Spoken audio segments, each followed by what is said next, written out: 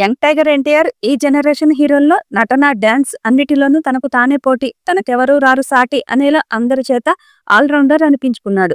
Recent గా RRR లో తన పర్ఫార్మెన్స్ గురించి జాతీయ, అంతర్జాతీయ మీడియా సంస్థలు కూడా కథనాలు రాశాయంటేనే అర్థం చేసుకోవచ్చు. అమిత్ షా సైతం సినిమా చూసి ఎన్టీఆర్ ను పిలిచి మరీ ప్రశంసించారు. టెంపర్, నాన్నకు ప్రేమతో, జనతా గ్యారేజ్, జై లవ కుశ, అరవింద సమేత, RRR ఇలా వరుస సూపర్ హిట్లతో డబుల్ హ్యాట్రిక్ కొట్టి ఫుల్ స్వింగ్ లో ఉన్నాడు.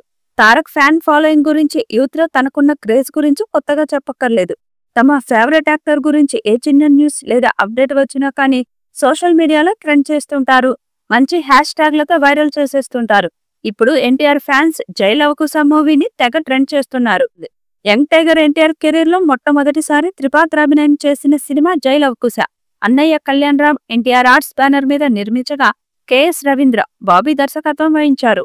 Music sensation DSP solid songs and background score ఇచ్చారు. రాశి ఖన్నా, నివేదా థామస్ కథానాయికలు.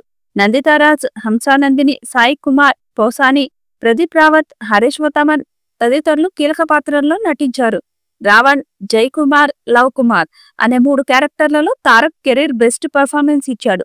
సినిమా ప్రారంభంలోనే చైల్డ్ ఎపిసోడ్ తో ప్రేక్షకులను 3 క్యారెక్టర్లకు కనెక్ట్ చేశారు. దొంగగా, బ్యాంక్ మేనేజర్ గా, రావణ్ గా తారక్ చెలరేగిపోయాడు.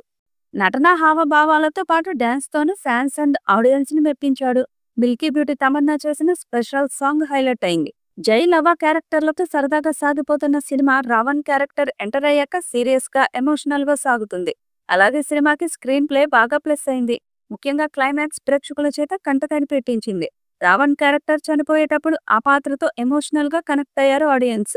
మిగతా ఆర్టిస్టులంతా కూడా తమ నటనతో ఆకట్టుకున్నారు. Devi Sri background score, Chota K Naidu visuals కూడా ప్లస్ అయ్యాయి.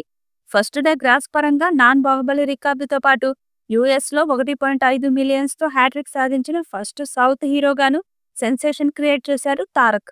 జై లవ కుశ సీక్వెల్ త్వరగా రూపుదిద్దుకోవాలి అని నందమూరి ఫ్యాన్స్ తో పాటు మెగా ఫ్యాన్స్, కామన్ ఆడియన్స్ సైతం ఎంతో ఆతృతగా ఎదురు చూస్తున్నారనడంలో ఎలాంటి డౌట్ లేదు.